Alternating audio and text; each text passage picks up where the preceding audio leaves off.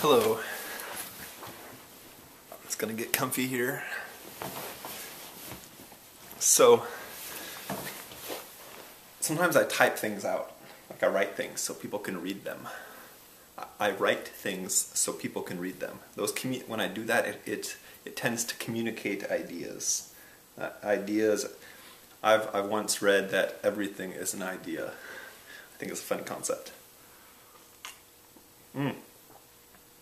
That's really good. That's some hot chocolate.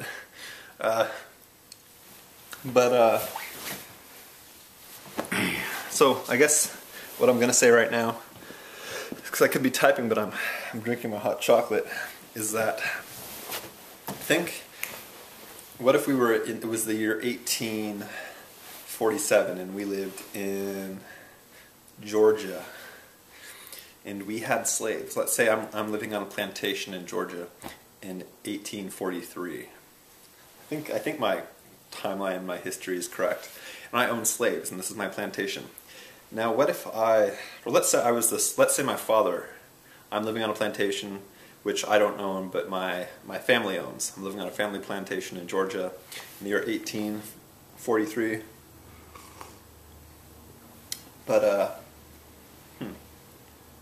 So my family owns these slaves, and we're making all this money.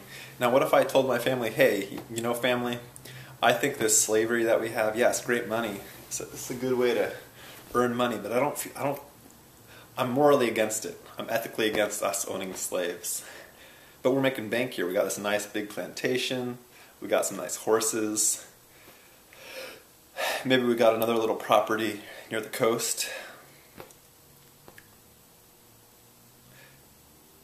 So, now what if what arguments would my family use to tell me otherwise? They say, no, we're making great money here. Why are you ruining a good thing? These slaves, they would be lost without us. If they had freedom, they wouldn't know what to do with themselves. They're better off. We're civilizing them. They're better off with slavery. I said, no, slavery is wrong. That's what I feel like today. It's 2011. And let me preface this. If my opinions are my own, they're not anybody who has employed me or does employ me.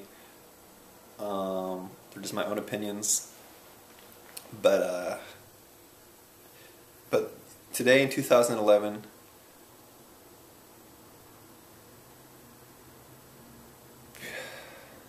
it's disappointing. In 2011, chattel slavery is illegal. And this is... But is it unjust? Is it unjust that some mental health professionals can involuntarily treat certain other human beings, certain classified individuals? And right now, mostly, it's individuals who are deemed a danger to themselves or others. They can be involuntarily treated. Or also, so that's civil commitment. And then also the other category is people who are deemed guilty except for insanity. It's worded differently in some states. Some states might say not guilty by reason of insanity. So it's those individuals. So it's mainly two classes of individuals. One class being those who are deemed a danger to themselves or others. So in one sense, maybe it's three classes. It's those deemed a danger to themselves, one class. Those deemed a danger to others, the second class. And then those found, guilty except for insane or not guilty by reason of insanity, the third class. So the criminally insane. Those categories, those three categories of individuals can be treated involuntarily in many, if not all states in the United States of America. So is that right? That's the question. Is that right?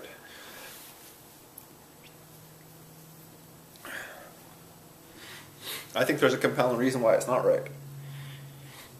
I'm not the first one to advance this argument. Anything I say is mostly me just repeating back and being a repeater for like psychiatrist Thomas Szasz or Szasz. What, I wish I knew how to pronounce his name. S-Z-A-S-Z. I'm almost like a repeater when I say what I say, but his ideas are, if you actually take a really good look at him, he makes a pretty solid case.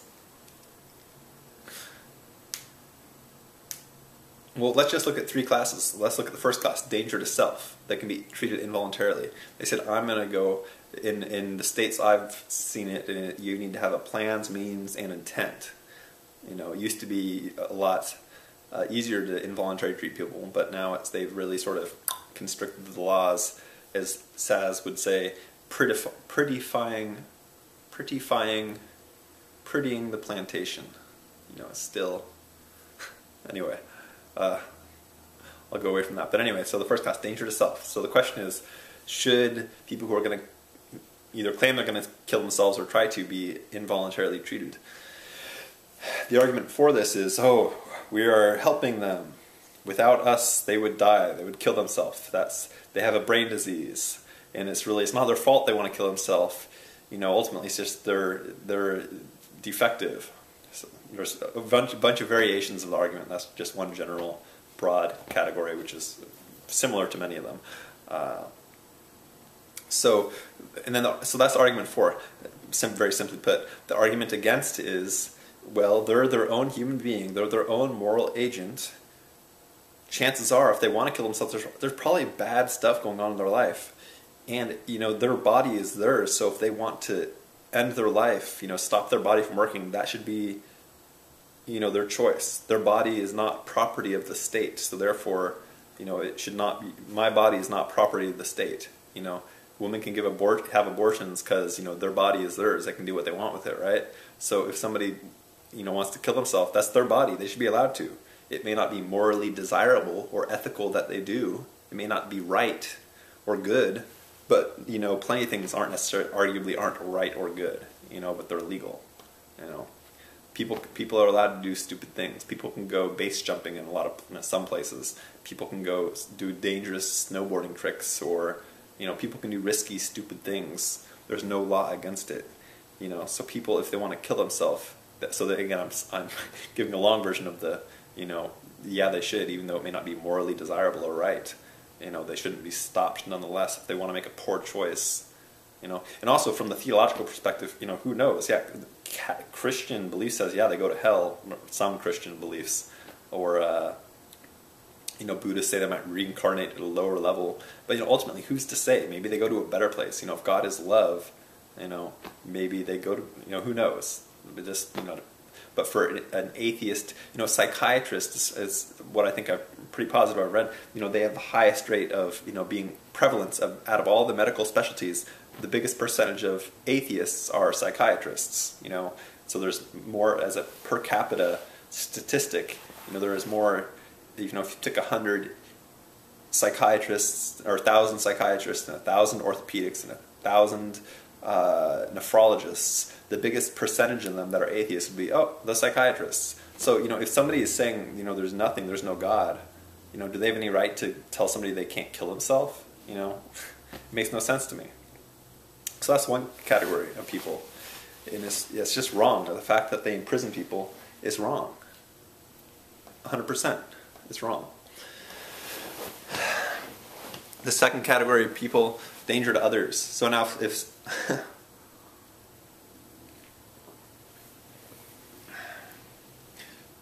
it seems so ridiculous to me. If somebody's a danger to others, have they not committed a crime? If somebody's planning to kill someone else, have they not committed a crime? Isn't that conspiracy? Or when you basically hired yourself to, you know, kill someone else, you hired yourself as your own hitman for free?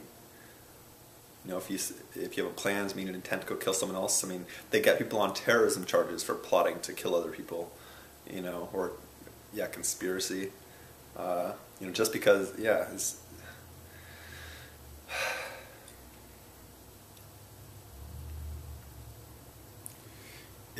it's really, I mean, if you really look at it in an intelligible way, it doesn't make a lot of sense.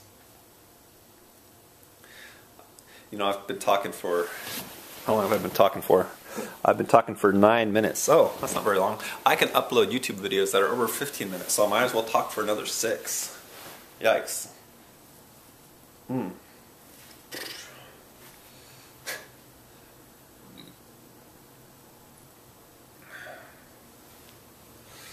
Just, why am I saying all this? Just go read the books by Thomas Szasz. S-Z-A-S-Z. Go read Insanity, the Idea and Its Consequences. Go read The Manufacture of Madness. Go read Psychiatry, the Science of Lies. Go read his books. Actually read them thoroughly. Go work. I've worked with people deemed guilty except for insane. I've worked with, psychotic individuals, and they should be, if they want to kill themselves, they should be allowed to. Of course, I act in what is considered the mainstream, ethical, legal, moral, whatever. I play the role, but I feel like I'm betraying my own values when I do. But I got to put food on my table. George Washington owned slaves, and I think for economics reasons he kept them on. And I'd love to be able to not feel like I have to do this. In fact, maybe I'm being cowardly for doing what I'm doing, but because it is sort of against my values. Like I waffle sometimes, but it's the minority of the time that I waffle in my own convictions. Yeah, go read The Myth of Mental Illness. He lays a very good case. If you actually read what he writes, it makes a lot of sense. The one critique I have of him, and I almost can't even articulate the critique very well, but he writes, I think Thomas Szasz is an atheist. I don't think he believes in God.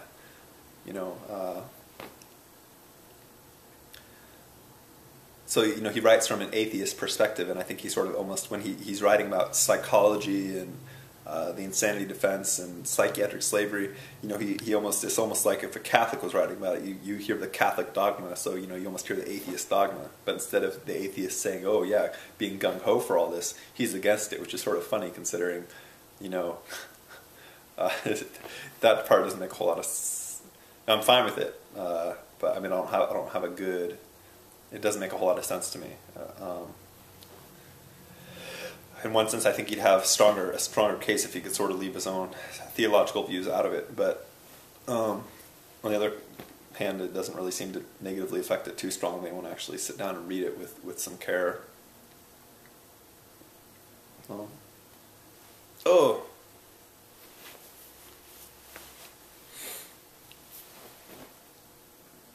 So really, that's all I have to say. And this is not going to be a 16-minute video. I'd so love to upload longer than a 15-minute video, just because I can. But today is probably not going to happen. This is probably still only like 11 or 12 minutes. So that's too bad. But you can follow me on Twitter. You can subscribe to this channel to have more wonderful videos such as this in your subscription feed for your viewing pleasure. So now. I think that's all, folks.